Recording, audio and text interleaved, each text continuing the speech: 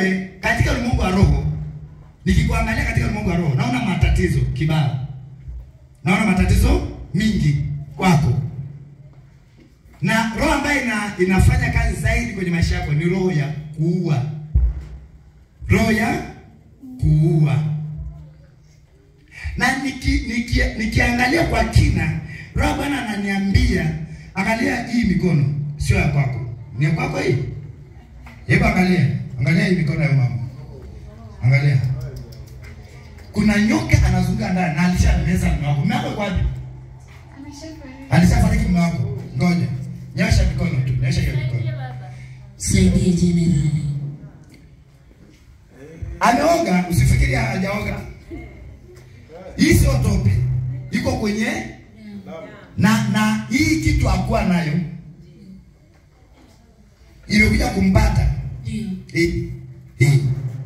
Saidie nabii.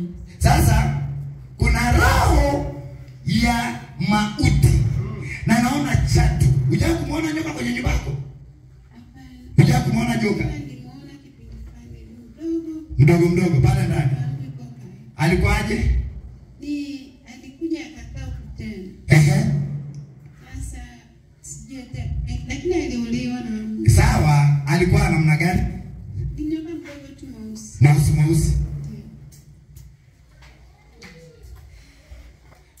Ngoja kwanza. Nenda nyumbani wapi? Chukueni toa sasa hivi. Mkifika nyumbani mtanipigia simu. Kwako sio mbali? Muamini mama yupi uende naye? Nendeni wawili, maana kuna moja. Umekuta irizi. Umekuta wapi? Ni pembeni kwa foronya ya godoro. Sikia hiyo. Pembeni? Ongea kwa sauti kwenye mic kama mimi hapa. Ndani ya foronya. Ndani tumepiga ndani ya foronya kwenye godoro. Kwenye godoro. Ndio. Godoro ambayo analalia. Ndio. Iko juu ya godoro. Ndani ya godoro kwenye Unakalisha nguo. Kwa hiyo kwa ndani. Bed cover. Mama, hebu elezea tena kama huyu bed cover. Kwa hiyo ndani ya ile bed cover ndo akati nimetoa ile godoro. Unasikia kitu anachosema? Kama mkono hivi. Na ukiangalia kwenye miguu ya huyu mama, kwenye miguu, kwenye mapaja. Yesu wangu. Yesu wangu. Yesu wangu. Saidie baba. Leo umepona. Ukwenda kwa waganga ukamleta nyumbani? Hapana. Fungua hiyo.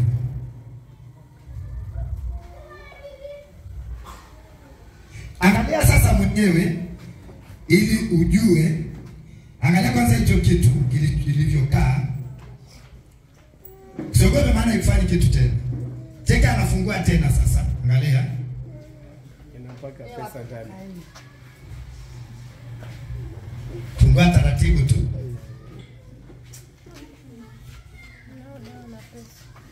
Hata pesa baki nacho.